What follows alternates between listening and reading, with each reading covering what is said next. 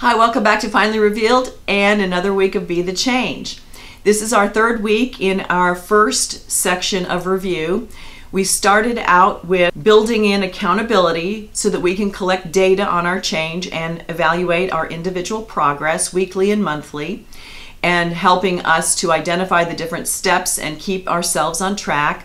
And then last week, the assignment was to look at the 7 different areas of your life: yourself, your money, your family, your home, your property, your job, and your relationships, and see how you are doing in each one of those areas and being honest with yourself about that. Sometimes when we take on something new and we're excited about it, we can push other things to the side and focus on this one thing. But those things make your life fulfilling and happy and ultimately help you to get towards your goals are things that need to get priority status, and we need to cut out the little productive things or the things that we don't like or don't give us joy or bring us happiness or are necessary, and we need to weed those out. You know, just like in a garden, you want the plants to grow, and they're not going to be able to grow if they're surrounded by weeds. So that helps you maintain your focus and keep you going in the direction that you set out on. And that is how you are strategic.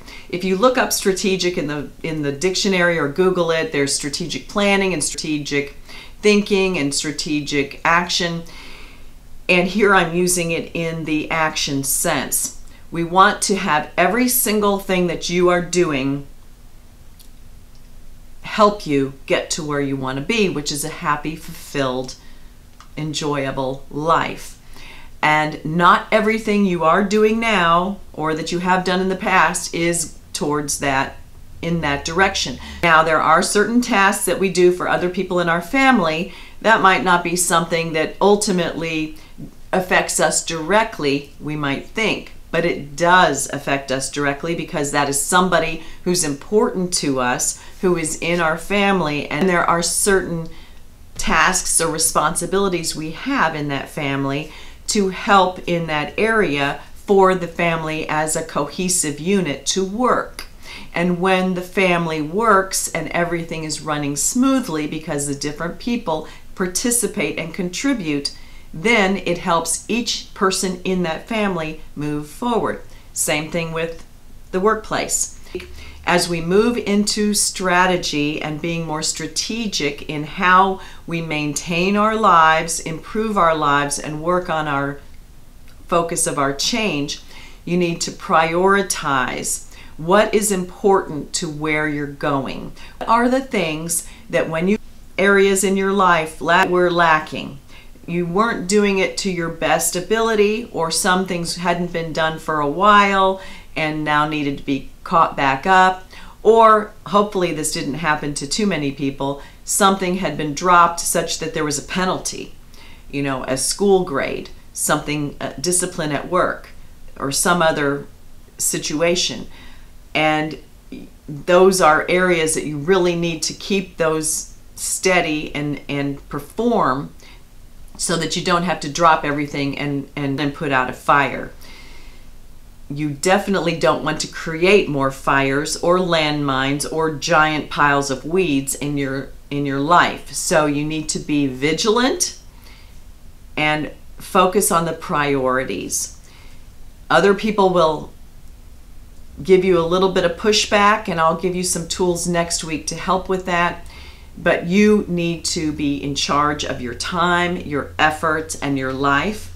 And being more strategic on what you are doing is going to make it a lot easier for that to happen.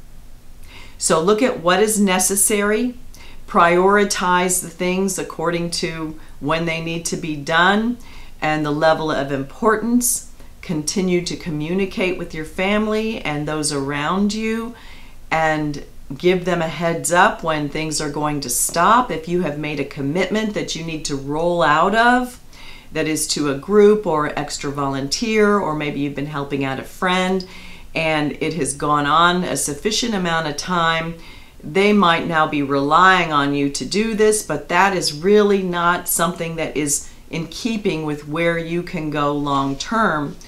Find someone else who can step in your place. If you have committed to a particular time and there is no opportunity to bow out, fulfill your commitment and give notice that you are going to be backing out of this, or you are going to let someone else have this opportunity. You're not able to do it any longer. And so prepare them so that sets them up so the wheels are in motion and a replacement come along. If there is something in your household that is just not getting done, can you hire it out? Can you trade with someone else? They can help you for a little bit on something and you can help them.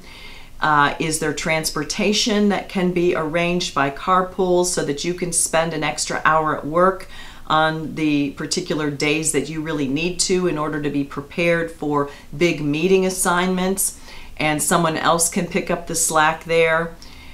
There's a lot of opportunities to do things in a little bit different way, and as you look for ways to make these adjustments, you're becoming more conscious about what you're doing. And as you pull the weeds out and clear it a little bit, you will be better at everything else that you're doing. And your stress should go down, and achieving your goals is going to be that much easier.